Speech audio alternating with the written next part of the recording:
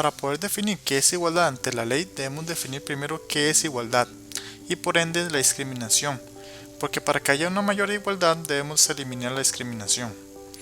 ¿Qué es igualdad? Son principios básicos de todo ser humano para crear sociedades más equivalentes sin importar su condición, raza, clase social, creando un ámbito más humanizado entre todas las sociedades por su naturaleza y eliminar las desigualdades que vienen a generar un perjuicio de cada población.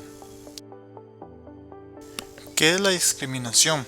Se define como acción y efecto de separar o distinguir unas cosas de otras, pero en el derecho internacional de los derechos humanos el término hace referencia al trato de inferioridad, exclusión o estigmatización dado a una persona o grupo de personas por motivos raciales, sexuales, étnicos, religiosos, políticos, ideológicos, lingüísticos, de ubicación geográfica, de filiación, de discapacidad y de estatus migratorios, entre otros.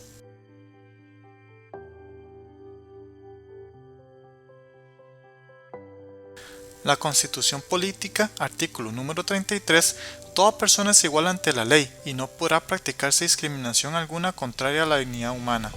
Entre muchos aspectos, el citado artículo hace referencia a la dignidad humana.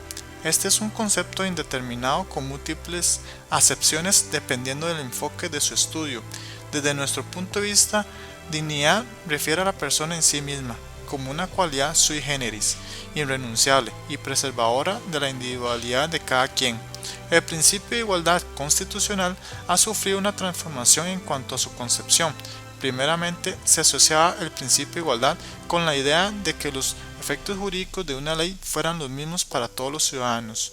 Luego, se pasó a un principio de igualdad cuyo enfoque es el individuo y la igualdad de esta relación a los demás.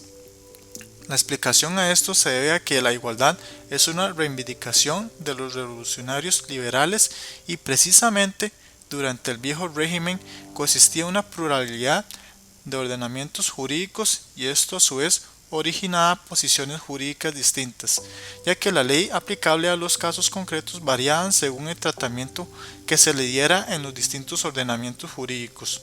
La ley debía ser universal o sea, con validez extensiva a todos sus ciudadanos, general y abstracta, es decir, elaborarse para la generalidad y no para un grupo o grupos determinados de ciudadanos.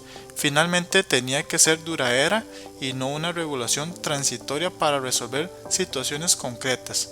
Por ello se prohibía la existencia de leyes singulares con destinatarios concretos en razón de sus circunstancias personales sociales.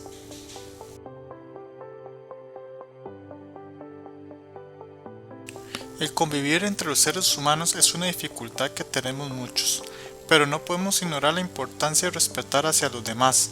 Por eso la igualdad debe estar presente en cada estado, combatiendo la discriminación para ser mejores cada día.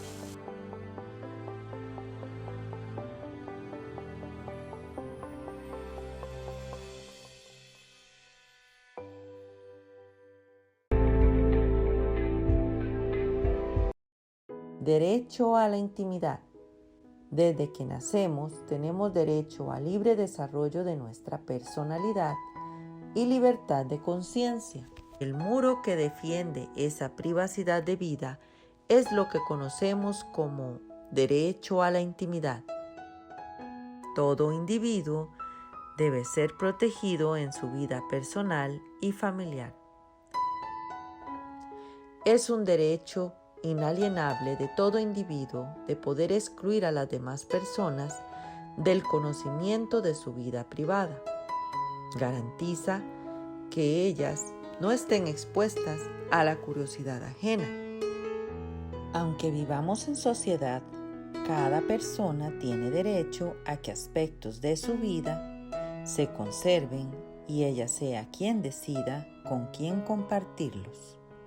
Toda persona tiene derecho a controlar cuándo y quién accede a diferentes aspectos de su vida en particular. Ante la creciente tecnología y la transmisión de millones de datos personales mediante la Internet, ha nacido la inminente necesidad de crear un derecho que permita solicitar la supresión de estos datos, con el fin de proteger la intimidad de los usuarios. Es así como nace el derecho al olvido, el cual permite a las personas exigir que sus datos personales, si fueron emitidos en algunos buscadores de Internet y estos se encuentren obsoletos o afecten su libre desarrollo de algún derecho fundamental, sean considerados como dañinos y puedan ser bloqueados o eliminados. La Ley de Protección de Datos Personales, Habeas Data, reconoce el derecho también de actualizar, rectificar algunas informaciones que contienen bases de datos que sean susceptibles y accesibles en forma pública o privada de las personas. Legislación del derecho a la intimidad. Declaración Universal de los Derechos Humanos en su artículo 12. Pacto Internacional de Derechos Civiles y Políticos de las Naciones Unidas en su artículo 17. Convención Americana sobre los Derechos Humanos en su artículo 11. Constitución Política de Costa Rica en su artículo 24. Ley 7739 del Código de la Niñez y Adolescencia de Costa Rica en su artículo 25. Ley de Autodeterminación de la Información 8968 de Costa Rica.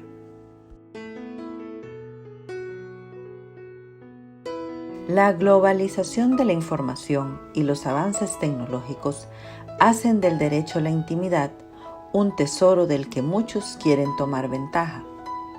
Cada día, el mundo enfrenta nuevos retos exigiendo su protección y la pronta respuesta ante los ataques que amenazan con violentarlo. Es necesario actualizar y velar por que este derecho se fortalezca cada día más.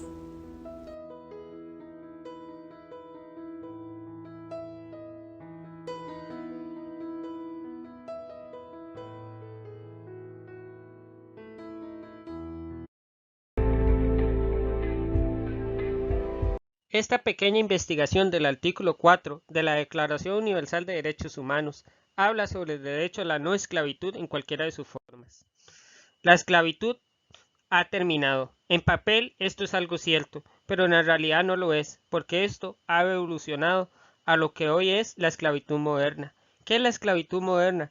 Son las condiciones de trabajo infrahumanas a las que millones de personas se ven expuestas, quienes incluso a veces no cobran ni un centavo por lo que hacen.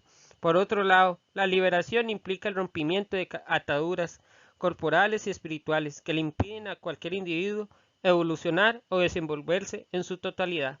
Algunas de estas clases son el trabajo forzoso, que son las personas que se ven obligadas a trabajar por la fuerza, para organizaciones, gobiernos o individuos en diferentes contextos, como campos de concentración o hasta explotaciones agrícolas o mineras. También se da la explotación sexual, que es la explotación de mujeres, niños y niñas para ejercer la prostitución e intercambiar servicios sexuales a cambio de dinero. Es la más lucrativa de todas. El trabajo infantil. En el mundo existen 168 millones de niños y niñas trabajando. Dentro de esta categoría, muchos, por su condición, se ven obligados a trabajar para beneficio de terceros o su propia supervivencia.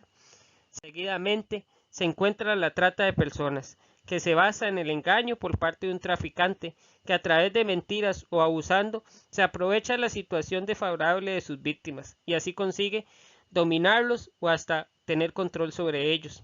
Y finalmente, el matrimonio infantil y forzado, que afecta a muchas mujeres y niñas que son obligadas a contraer matrimonio sin posibilidad de elección.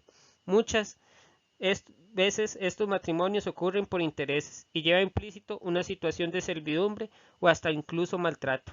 Un dato económico es que la esclavitud moderna genera más de 13.000 millones de dólares de ganancias anuales a las grandes empresas. Por eso es lógico que quiera mantenerla oculta. Un dato estadístico es que en 2016 aproximadamente 40.3 millones de personas vivían en esclavitud moderna, siendo el 70% de ellas mujeres y niñas. Según la Organización Internacional de Trabajo, OIT, en los últimos 5 años, 89 millones de personas experimentaron alguna forma contemporánea de esclavitud, durante periodos de unos días hasta 5 años. En nuestro país se regula en la Constitución Política, en el artículo 21, el Código Penal, en el 172, en la Ley 9095 del 2012, que trata sobre el maltrato infantil y la trata de personas. En la regulación internacional se divide en el artículo 4 de la Declaración Universal de Derechos Humanos y artículo 6 en la Convención Americana sobre Derechos Humanos. Existe un caso que la Corte Interamericana llegó a estudiar, que es cuando una hacienda llamada Brasil Verde contra el Estado brasileño estuvo en proceso, dado que desde el año 88 hasta el año 2000 se dieron diversas denuncias. Sin embargo, el gobierno nunca les dio su estudio. Se dieron muchas denuncias de servidumbre y de trata de personas. Pero como sabemos, queremos buscar que el Estado propicie un ambiente seguro para cada uno de sus habitantes, gozando de sus derechos. También, como reflexión final, les quiero recordar, si cada individuo comienza por cambiar sus hábitos de consumo y a denunciar lo que considera que alienta la esclavitud moderna, se puede generar grandes cambios y siendo positivo. Edición de este video y investigación a cargo de Marcos Salguero López.